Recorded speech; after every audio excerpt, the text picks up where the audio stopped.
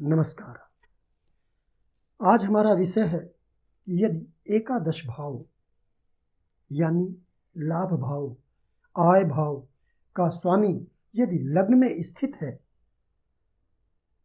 तो वो हमें क्या फल देगा।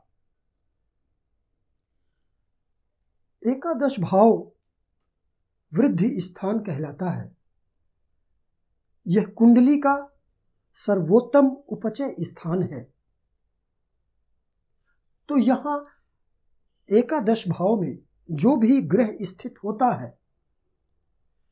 उस ग्रह के कारकत्वों की वृद्धि हो जाती है और वो ग्रह जिन भावों का स्वामी है उन भावों के गुणों की वृद्धि हो जाती है। यदि वो शुभ भाव का स्वामी है तो शुभ भाव की वृद्धि होगी, लेकिन यदि वो अशुभ भाव का स्वामी है तो अशुभ भाव की वृद्धि होगी।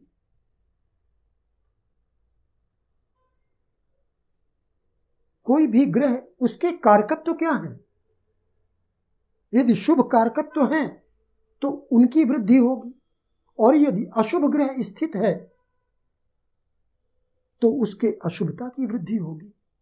तो कुल मिलाकर एकादश भाव वृद्धि स्थान है, लेकिन ये केवल वृद्धि स्थान ही नहीं, लाभ भाव भी कहलाता है, आय भाव भी कहलाता है, इनकम हाउस। इसका संबंध धन से है। तो यहां पर स्थित कोई भी ग्रह हो, शुभ हो अथवा अशुभ हो, अपनी दशा अंतरदशा में धन जरूर देता है। अब कितना धन देगा यह इस बात पर निर्भर करता है कि वह ग्रह किन भावों का स्वामी है, कितना बलवान है, क्या वो शुभ दृष्ट है या नहीं। तो यहां से एक तो वृद्धि देखी जाती है और दूसरा धन देखा जाता है। तो यदि एकादश भाव का स्वामी लग्न में स्थित है तो चूंकि लग्न आयु का घर है तो आयु में वृद्धि करेगा। लग्न का संबंध धन से भी है, मान सम्मान से भी है, तो धन में वृद्धि करेगा, मान सम्मान में वृद्धि करेगा। अब यदि चर लग्न है, चर लग्न हमारी कुंडली में 1, 4, 7, 10 ये चर लग्न चर राशियां कहलाती हैं। 1 अर्थात मेष राशि, 4 अर्थात कर्क राशि, 7 यानी तुला राशि और 10 यानी मकर राशि। ये चर राशियां हैं। तो यदि लग्न में लग्न चर राशि का है तो फिर एकादश भाव बाधक भाव बन जाता है। तो क्या एकादश भाव का स्वामी यदि चर लग्न है, यानी कि मेष लग्न है, कर्क लग्न है, तुला है या मकर लग्न है, तो क्या एकादश भाव का स्वामी जो बाधक ग्रह है, क्या वो यदि लग्न में स्थित होगा तो शुभ फल देगा या बाधा उत्पन्न करेगा? ये एक बड़ा सवाल है।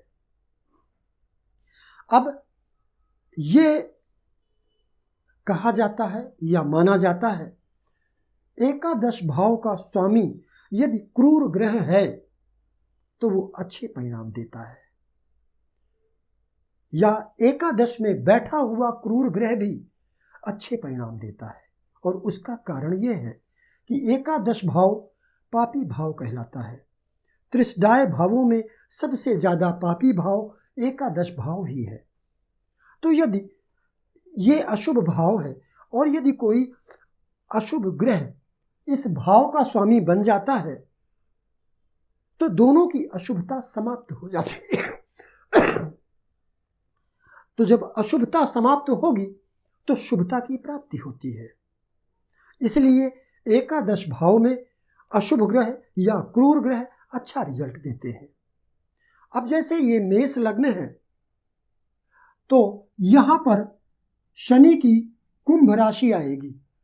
शनि एक अशुभ ग्रह है, क्रूर ग्रह है। तो शनि यदि लग्न में स्थित होता है तो यहां पर शनि बाधक ग्रह का काम नहीं करेगा। वो इसलिए नहीं करेगा क्योंकि शनि, पहली बात तो ये कि वो एक क्रूर ग्रह है, और दूसरी बात ये कि उसकी दूसरी राशि शुभतम केंद्र भाव में पड़ती है। इसलिए शनि यहां पर यदि अंश बल से दुर्बल ना हो, नवांश कुंडली में दुर्बल ना हुआ हो, तो यहां शनि बाधक ग्रह का काम नहीं करेगा, अच्छे परिणाम देगा। लेकिन यदि शनि दुर्बल है, नवांश कुंडली में दुर्बल हो गया है या क्रूर ग्रहों के द्वारा दृष्ट हो गया है, तो फिर ऐसा शनि बाधक का काम करेगा और बुरे परिणाम देगा, क्योंकि काल पुरुष की कुंडली में शनि यहां पर नीच होता है। और ऐसा शनि यदि पीड़ित हो गया है या नवांश कुंडली में दुर्बल हो गया है, तो फिर वो बाधक ग्रह का काम करेगा और अशुभ परिणाम देगा। अब यदि मेष की जगह यहां पर कर्क लग्न हो तो एकादश भाव में शुक्र की वृषभ राशि आएगी। शुक्र एक सौम्य ग्रह है, और अब यदि ये शुक्र एक लग्न में स्थित होता है तो ऐसा शुक्र बाधक ग्रह का काम करेगा। वैसे भी शुक्र की ये अशुभ राशि है। प्रत्येक ग्रह की सूर्य चंद्र को छोड़कर शेष 5 ग्रहों की एक राशि शुभ राशि कहलाती है, जिसे हम मूल त्रिकोण राशि कहते हैं। दूसरी राशि अशुभ राशि कहलाती है। तो ये शुक्र की अशुभ राशि है, एकादश भाव में यानी बाधक स्थान में पड़ रही है। तो यदि ये शुक्र लग्न में स्थित होता है तो यहां पर ये बाधक ग्रह का कार्य करता है। कर्क के बाद तुला, यदि यहां तुला लग्न है तो सूर्य एकादशेश बन जाता है। सूर्य एक क्रूर ग्रह है, तो क्रूर ग्रह का एकादशेश होना अच्छा है, और ऐसा ग्रह यदि लग्न में स्थित होता है तो शुभ परिणाम देता है। हालांकि तुला लग्न में सूर्य नीच राशि में हो जाता है, फिर भी यदि ये सूर्य किन्हीं क्रूर ग्रहों के द्वारा पीड़ित नहीं है और नवांश कुंडली में ये कमजोर नहीं हुआ है, तो शुक्र की अपेक्षा यानी कर्क लग्न में स्थित शुक्र की अपेक्षा ये सूर्य ज्यादा बुरे परिणाम नहीं देगा। सूर्य यहां पर अच्छे परिणाम देगा। तुला के बाद मकर लग्न, यहां पर मंगल की वृश्चिक राशि आती है।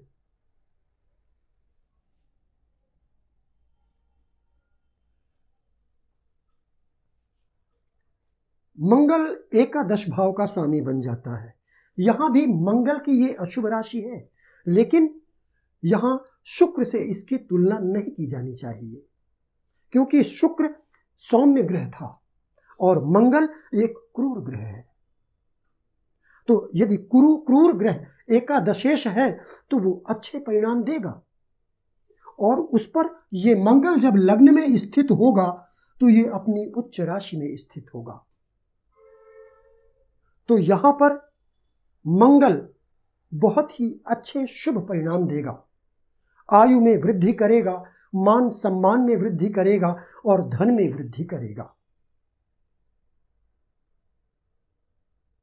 उसका अपना मकान भी निश्चित रूप से होगा, क्योंकि मंगल की मूल त्रिकोण राशि मेष चतुर्थ भाव में पड़ती है और मंगल की दृष्टि भी चतुर्थ भाव पर पड़ेगी।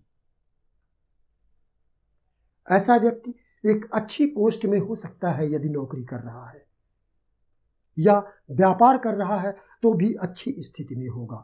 तो चर लग्नों में ये जो मैंने चर लग्न बताई, और यहाँ पर मैंने आपको बाधक ग्रह के बारे में बताया है।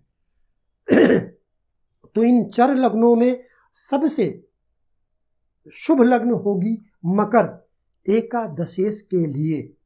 यदि एकादशेश लग्न में स्थित होता है, ये तब की बात मैंने बताई है, क्योंकि एक चर लग्न में एकादशेश बाधक ग्रह के रूप में कार्य करता है। तो आज के लिए बस इतना ही। मेरे अन्य वीडियो देखने के लिए चैनल को सब्सक्राइब करें, नोटिफिकेशन की बटन दबाएं ताकि आपको मेरे वीडियो समय पर मिल सके। नमस्कार।